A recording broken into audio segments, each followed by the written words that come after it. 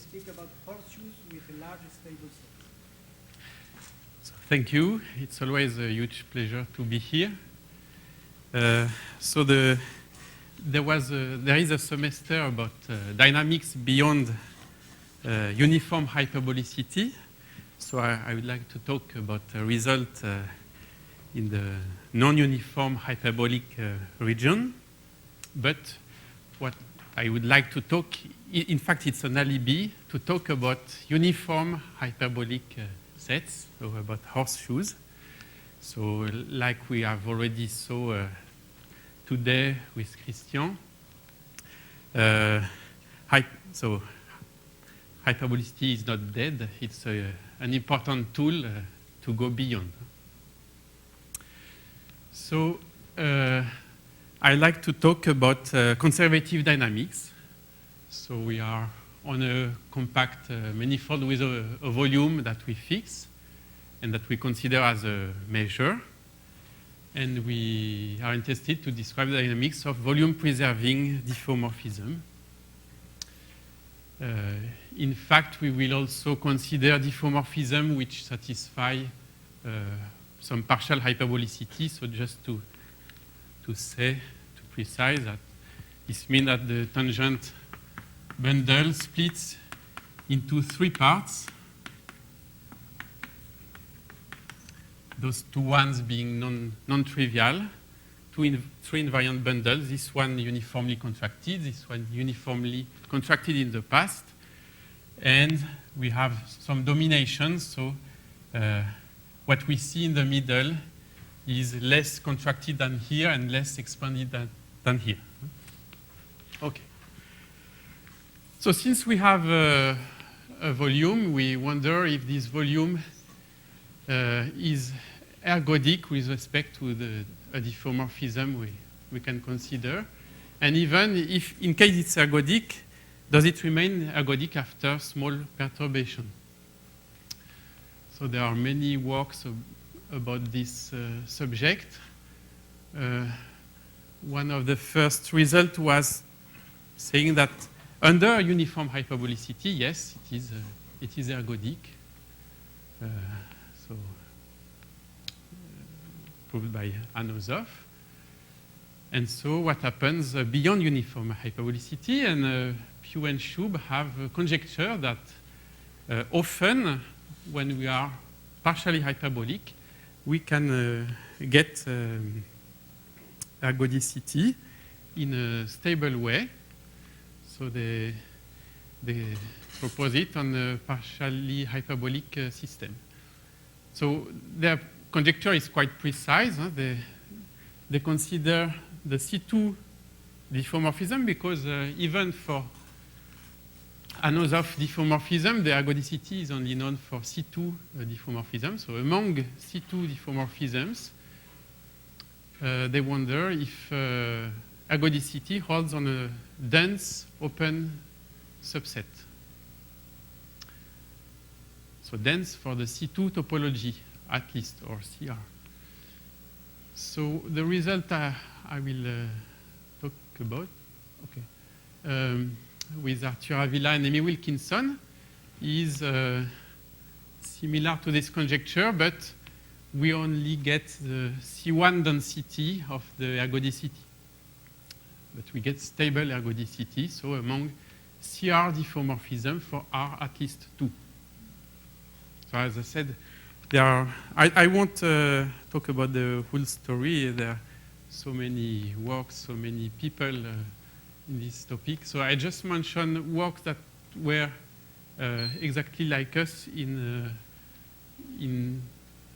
particular cases where the central bundle has a smaller dimension, so dimension 1 or dimension 2. Okay, so this is the alibi, but what I like to talk, in fact, is uniform hyperbolicity and about blenders. So let me talk a bit about things that you know. So first, if you take a hyperbolic set, if you perturb in C1 topology, you can you always have a hyperbolic continuation. So there still be a hyperbolic set clause which is topologically conjugate. It's only a topological conjugacy. So there are properties that do not remain, so which involve the metric, how the distance behaves under iteration. So for instance, the Hausdorff dimension may change a lot, it may be discontinuous, or if, so you're hyperbolic, but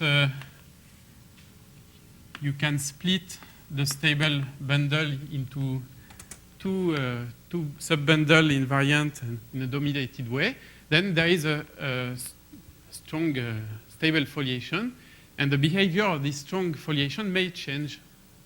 For instance, you could imagine that sometimes it's minimal, but it does not remain minimal.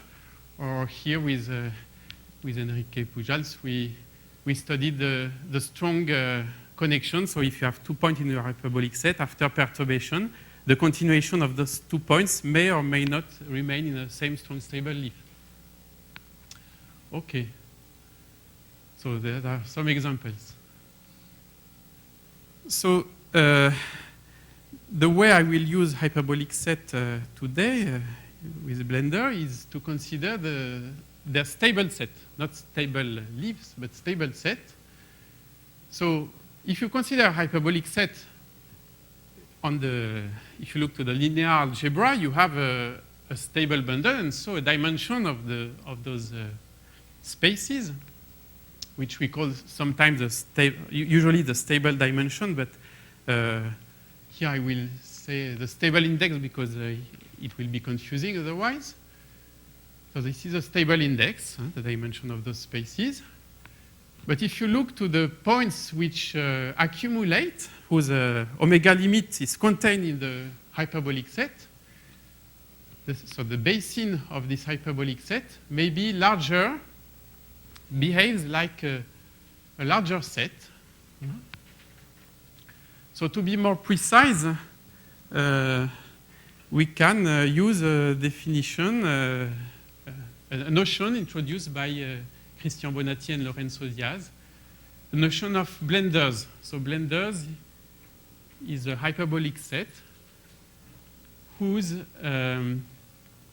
stable set behaves like a higher dimensional manifold. So it means that somewhere,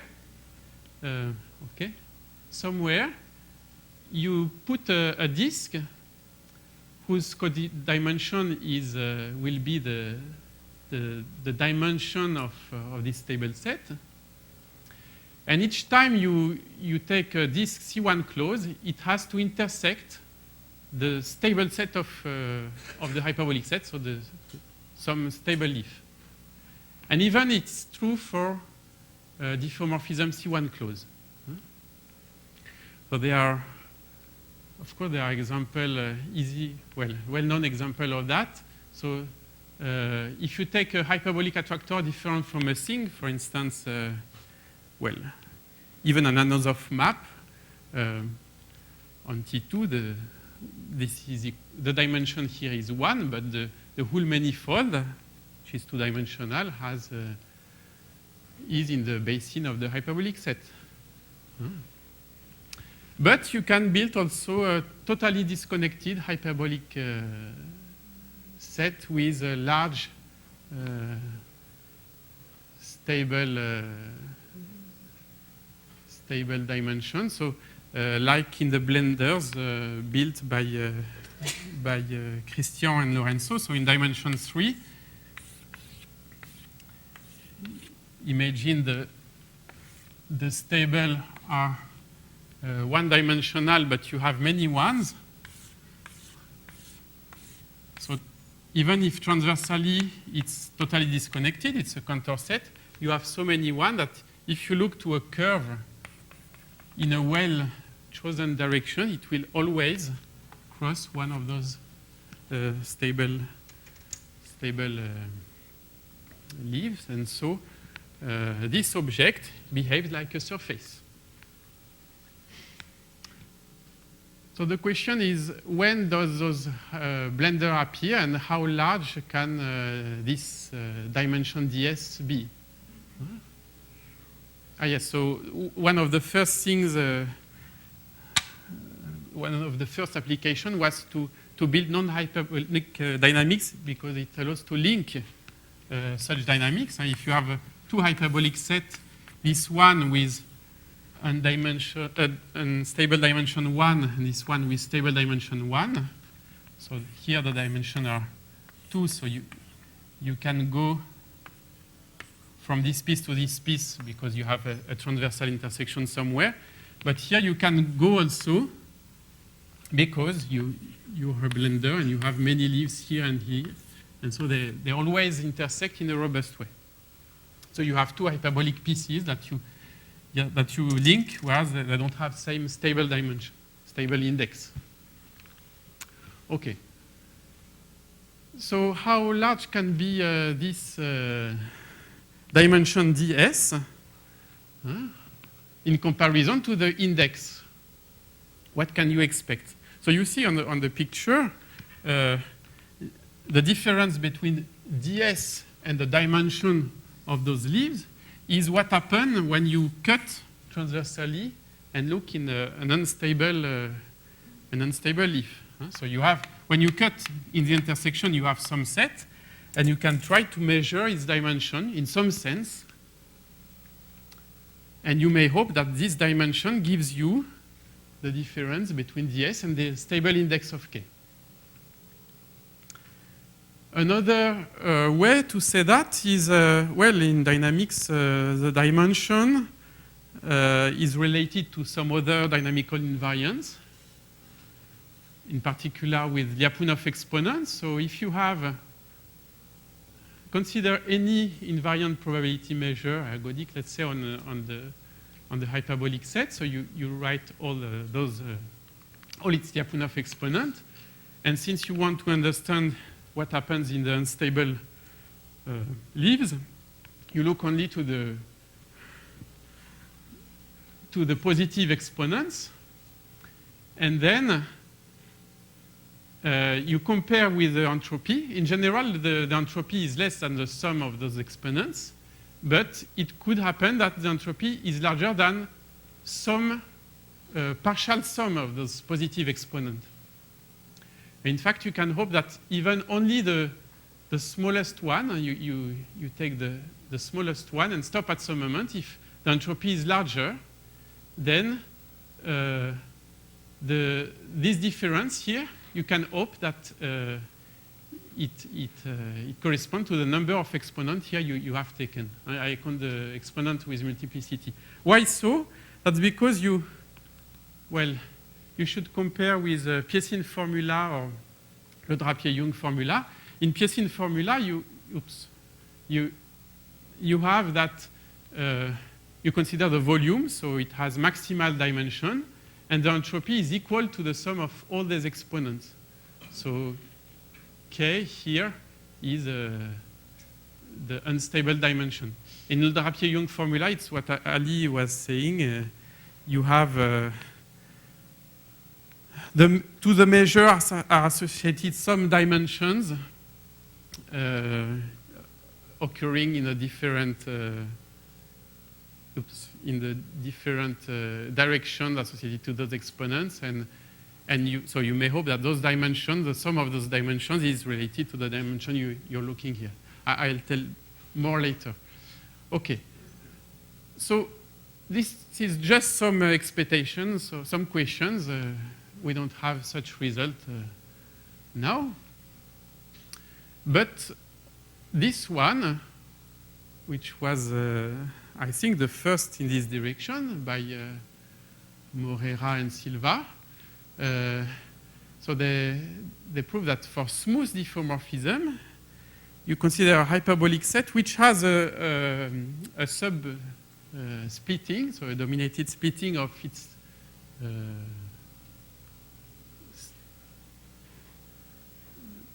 of the stable set this way, with a central bundle of dimension 1. Okay, so here I should it's more like that. So here you have some center and some strong and stable. And you can define some dimension in a dynamical way called the upper stable dimension. And if it is larger than 1, Strong stable. yes, I have, there is some confusion. Yes, okay, sorry. So I don't know what I wrote here. So if along the stable, this dynamical dimension is larger than 1, then up to a perturbation in a C infinity topology, you get something which has dimension 1 in this direction, but in a more dynamical way. So you have a blender. So the unstable dimension is 1 plus here 1. So 2 if you're in dimension 3. Or here you have increased by 1 the unstable index. So it's a very strong result. Unfortunately, here it's assuming that the central has dimension 1. And to go in higher dimension for the central, there are many technical difficulties, which is the fact that along the central direction, the exponents could be different. And so, for instance, the holonomies could behave badly. Okay, so for the moment, it's what is known in the C infinity topology. But to address the problem on stable ergodicity we had in C1 topology, we could prove such a result for the C1 topology. So first, for the C1 topology, and second, with a much stronger assumption on the dimension. And before, it was just assuming this upper stable dimension is larger than 1. So here, remember,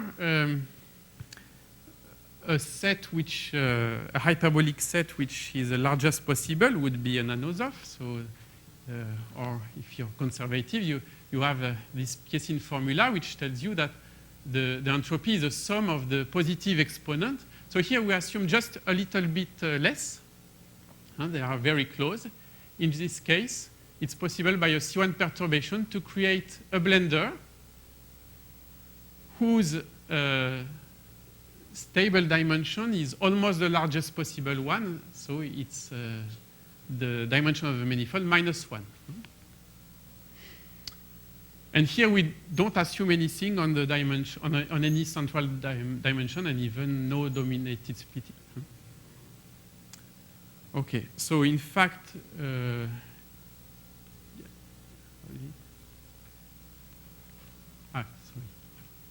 Yes, in fact, in the proof we have a better information than here.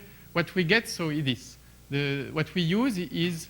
So remember before I said we could expect that to get this result, to get a DS stable blender, we need the entropy to be larger than the sum of the first exponent missing to reach this dimension DS. What we need here is a bit more. We need also the other exponent, but with a coefficient 1/2. Okay. I will explain maybe later why. Okay, so this is the result we got to get blenders and how to use it in the conservative world. So let's assume for some reason, so we have a conservative diffeomorphism. For some reason, part of the volume is hyperbolic. So on this part, we can apply Piécine formula I have already commented. So the entropy is equal to the sum of the positive exponents. But also, since this component of the volume is hyperbolic, you can apply Katoch's approximation theorem, which tells you that there exists a hyperbolic set which approaches hyperbolic measure.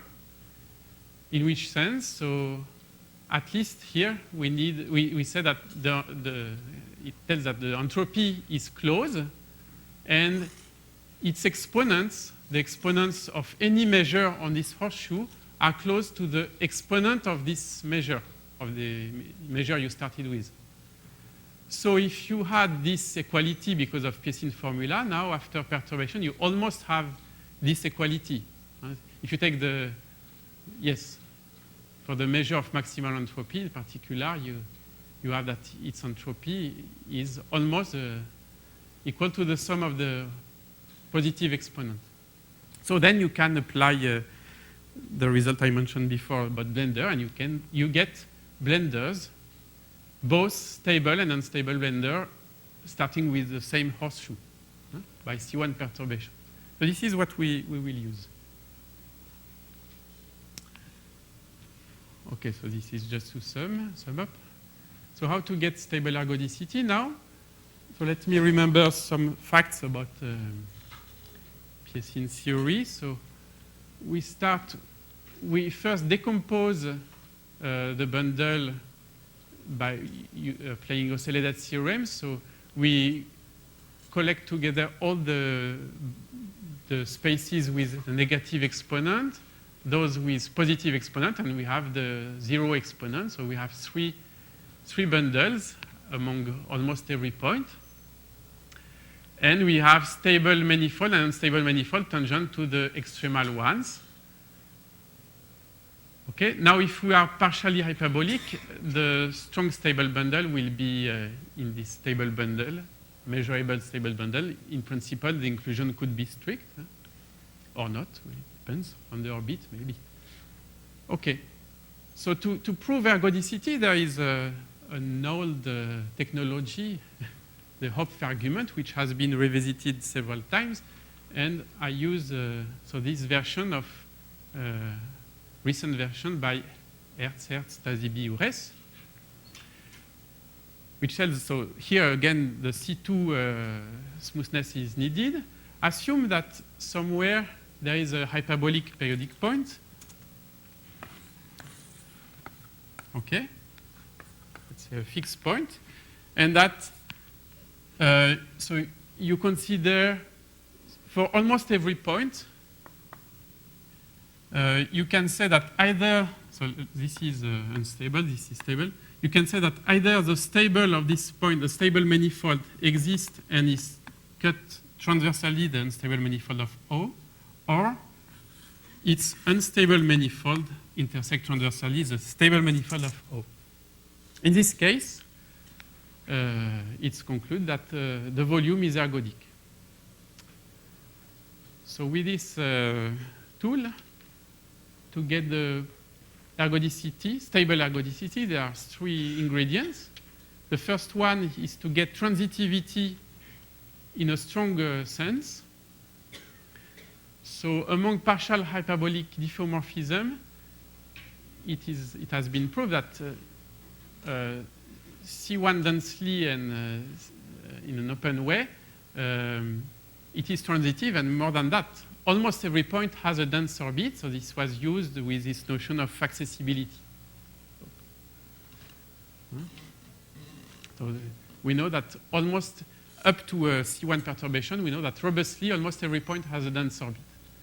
The second ingredient is some other work we did, but I won't tell much about that. It's a dichotomy for volume preserving diffeomorphism. Either for almost every point, all Lyapunov exponents are zero, for general diffeomorphism. So it cannot happen if it is partially hyperbolic. Or the diffeomorphism is ergodic, and what we call non-uniformly Anosov, meaning that there is a dominated splitting, EF, which fits with the Osseledad splitting for almost every point, so meaning that the first bundle fits with a stable space and the last bundle with an unstable space. So in particular, yes, this is what you get for a generic diffeomorphism, but if you perturb a bit, for instance, if you want to recover C2 smoothness, yes, then by a continuity argument, you still know, so you still have this domination of the whole manifold, but you also know that there is a part of the volume which is ergodic and hyperbolic. So this is what we needed before to get a blender, the first point. And second, we also we can approximate this part with a hyperbolic set, and in particular get hyperbolic periodic point that you want to use for the Hopf argument. Okay, but so this, so in particular, you can also apply this result about the blender and get a blender, so a transitive hyperbolic set containing, if you want, this periodic point, so that for any point in some region,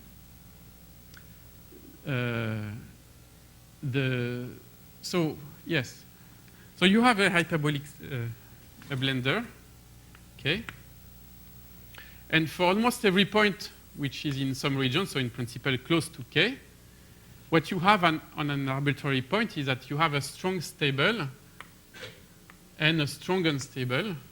You don't know about the stable and the unstable. So those ones have maybe small dimension, but anyway, they intersect leaves of the hyperbolic set.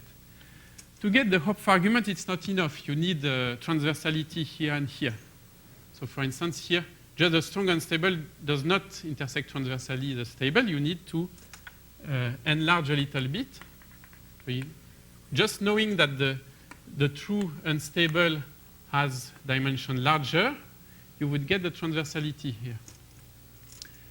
But using the domination here, you know that at such a point, either the stable manifold or the unstable manifold has a large dimension. Either the stable manifold has a dimension of E or the unstable manifold has a dimension of F, and so one of those two intersections has to be transverse. So you can get the Hopf argument and get the ergodicity and the stable ergodicity, because all the properties we have got here are robust. So this was this mechanism that was already used in the work by Hertz, Tazibi, Ures, for instance. But the blender was used already in many occasions to get robust transitivity also, for instance. So the question is more how to get such a blender. So I want to talk about this result. I said before in C1, when you have a large horseshoe, how to get the blender. So I will talk about perturbation of horseshoes. So there are several things that you can do. But let me first precise what you are allowed to do, what are the rules in this work. So of course, we can perturb the diffeomorphism. We want a result after perturbation.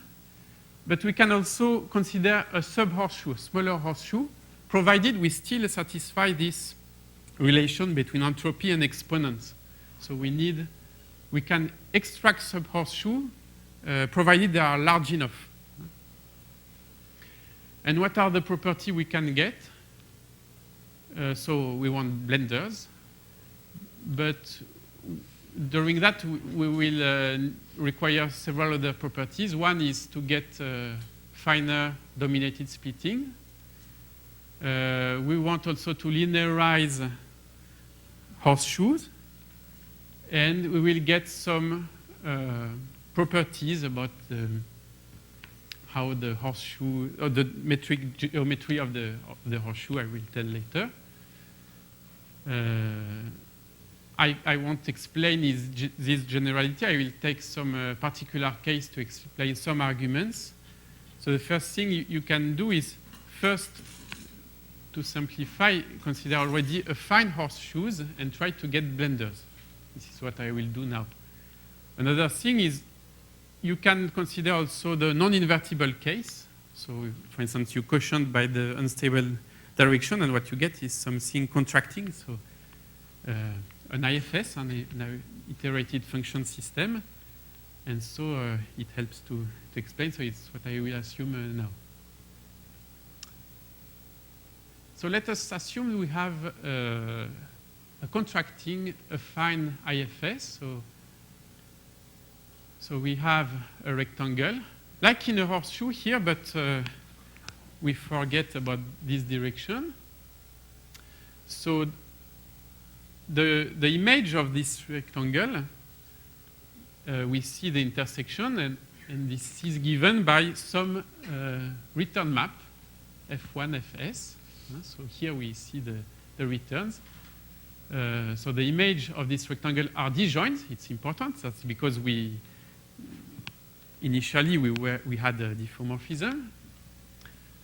I also assume that here we are linear. So all those maps are given by a linear, an affine map with the same linear part, which is diagonal, with two different contractions here, let's say in dimension 2. So the vertical is more contracted than the horizontal. So something like that. And let's see if we can get some blender. So yes, so there is a criterion to get blender that was used in several times before, for instance, in Morerayoko's work. So you say that you get a blender. To show that you have a blender, it's not necessary to know exactly where the hyperbolic set will be, so the limit set in the case of the IFS. You only need to check that here you look to the weakest direction, so the center stable. You look to some subinterval like this, delta. And then now you iterate, so you have a blue region. You iterate, look to all the return map. Here you have the images. And when you project all those images, they cover this region. So delta is covered by the projection of its image. In this case, you have a blender. OK, so we would like to check if we can get blender. Of course, we need the assumption that the IFS is large. In which sense? So to translate the condition I gave before, we don't have unstable. So here I exchange stable and unstable. We need that the entropy is close to, in absolute value, to you want a one blender, so to the weakest unstable stable exponent. But for this argument, you need something probably artificial. You need to add 1/2 of the strongest exponent. And so here saying that the entropy is larger than this in absolute value tells you that this is positive. How is it used? Well, so we have this region, and we look to return. We can iterate, so you can look to the return at the second generation, etc. So if you look after n generations, you will see some rectangles here that cover a set with some measure. So what is this measure? Each rectangle here has a measure which is related to the two exponents. So if you iterate n time, the measure is like that for each rectangle. Then you sum over all the rectangle, but this is related to the entropy. So you add the number is like the entropy times n. And so when you sum this, you get the measure of the image after n iteration. And so what we say here is that if you work a bit more, you can find a set. So the image has this measure, but in fact you can find in projection a set which has about the same measure along this line, so that on each strong stable plate, you also see a set. Here it's not. You also see a set with the same measure. And so having a set with this measure here you understand how many rectangles you should have, because each of them in the strong stable direction has this length. So if you divide by this length, you know how many rectangles you have. Okay, here. Okay, so now let's use this information. You do a random perturbation argument. So this goes back to Morera-Yocco's at least, and was used in Morera-Silva. But here the situation is much more simple. So the argument is probably much more simple because we are affine. So the idea is that now we fix a huge generation. So we have all these rectangles. And you want to perturb, to translate them independently. So I'm skipping some difficulties. But so let's assume you can move them independently.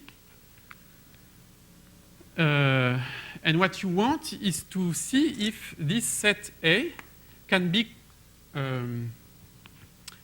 so you want to check this Blender criterion. So a candidate for K is closely related to A.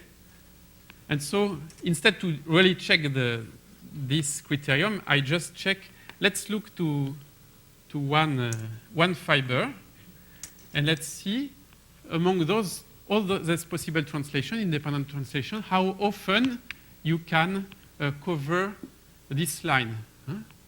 So for each rectangle here, for each return, you see the set, inside you will see the set A. The set A will have a large measure, and you have a lot of rectangles. So the parameter, the set of translation that are bad is like this. 1 minus AN is for one rectangle, but so this could be not so small, but to the number of rectangles, you get really something very small, small set of parameters. And so this, working more, you get the Blender property for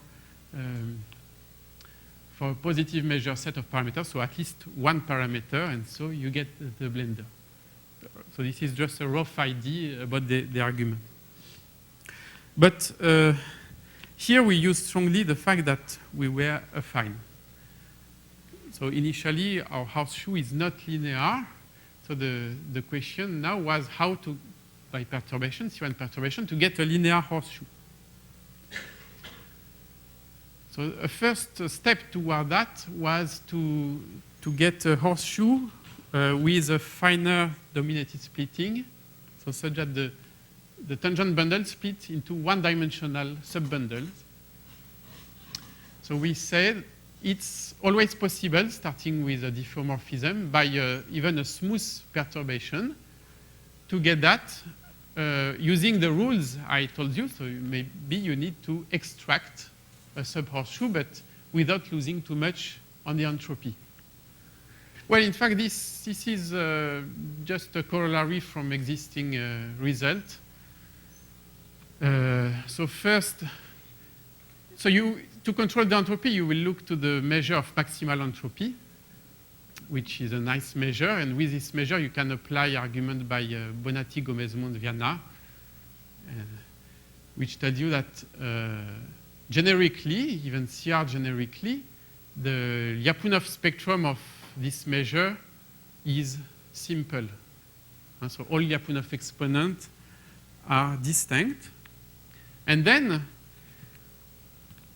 so Katoch's approximation theorem I have already used tells you when you have a measure, you can approximate it by a horseshoe. So here we already have the horseshoe, but in fact, his argument, he didn't write this way, but it's really his argument tells you that when you have a measure, ergodic measure, when you hyperbolic, when you approximate it, you can improve the oscillated splitting to get dominated splitting on the horseshoe you get.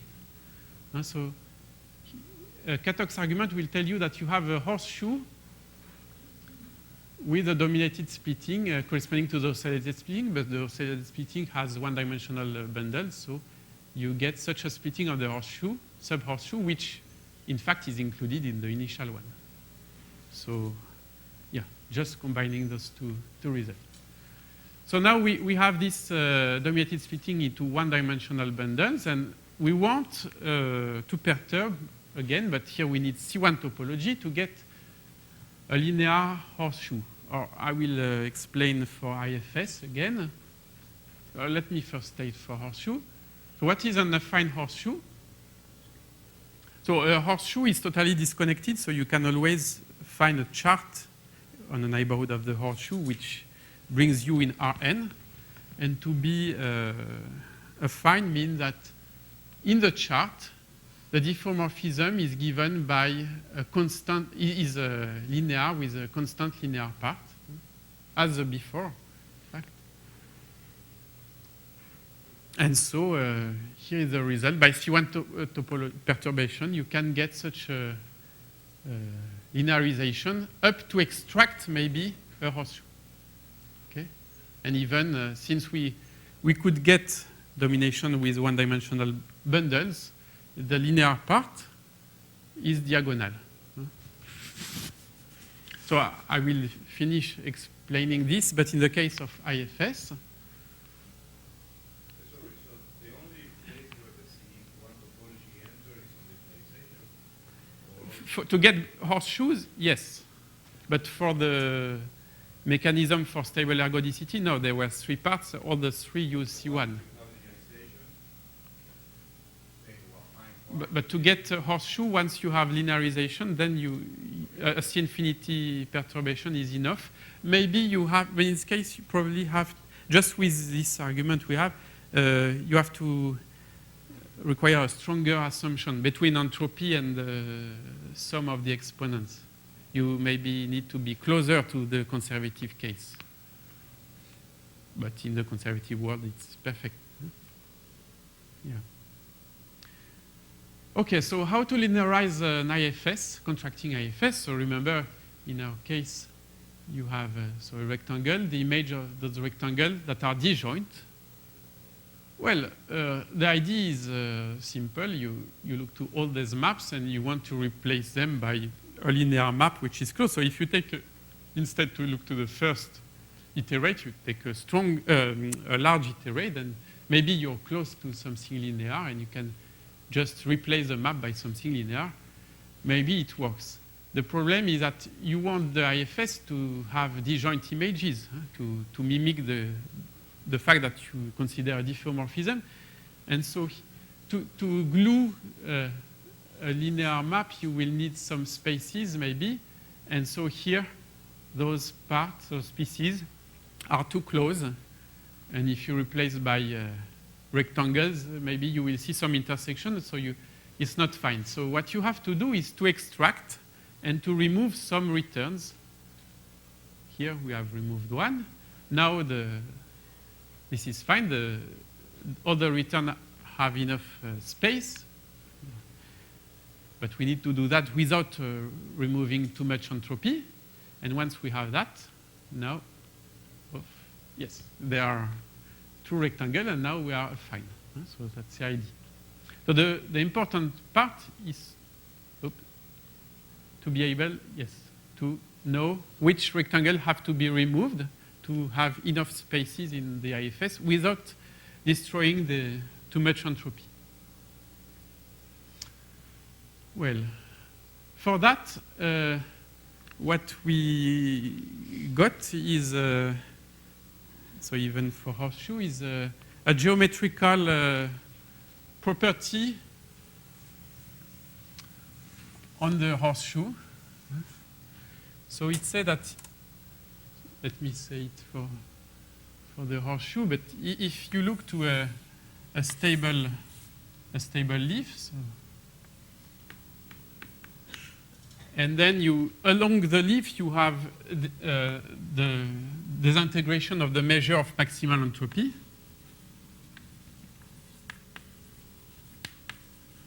Then this measure has nice behavior and satisfies what is called sometimes in the geometric theory of measures reverse doubling property. So it tells you that here, if you consider two balls with same center, and here the radius is a small proportion of this one, then the measure of the small ball is also a small proportion of the measure of the largest one. It's controlled. For that, the only assumption is to assume, so we need C2, and we need that to have, in the stable direction, a dominated splitting with a one-dimensional bundle. Let me say a few words about that. That's because there is a distortion argument along this one-dimensional direction. If we have the IFS, the initial rectangle, the initial returns gives you like a Markov partition. So you consider a first, in all these rectangles, you split, so you have all the returns, you split them in two or maybe three parts. Well, so all these parts have some given measure, non-zero. So in particular, you know that there is some bound which compare all those measures when you want to compare here the middle, the left, and the right part. Okay, now let's try to get this property. So you look to a ball and a smaller ball, so with radius r, and some radius delta r, right? With delta is small and fixed. And let's try to compute the measure here. What you will do is you look to iterates of those rectangles which are contained in the largest ball and meet the small one. Since you iterate a lot, in fact, they are like this. Okay? And you take the maximal rectangle satisfying this, so they are not too small. If delta is small enough, among those three parts, one of the parts has to be outside the small ball. Otherwise, you can take a larger rectangle here. And you cover by those maximal rectangles. By definition, and this maximality, you get a disjoint covering. And so now what you prove is that here, well, you have some estimate on the geometry of those rectangles. They are like a line, in fact, with three parts. And the three sides here are comparable just by a distortion argument starting with the initial rectangle. So here, you know that there is a given part with a given measure. This is this distortion estimate, which tells you that there is one third of the rectangle which is outside the small one, and which allows to tell you that there is a uniform proportion which is outside the small ball, and so gives you that. Well, to finish, now how to linearize? Yes, maybe here. So to linearize, I said we have to rectify some returns, some rectangles that are not a fine rectangle. It's not exactly what we do. We cover the whole region by geometrical rectangles, like that. And then we look to the dynamics which remain in center part of those rectangles. So this drawing is not dynamical, but now we take the maximal invariant set in the union of the inner rectangle. So this is a hyperbolic set. And for this hyperbolic set, we have enough spaces, and we can linearize, as I said before. The problem is to check that this set has large entropy.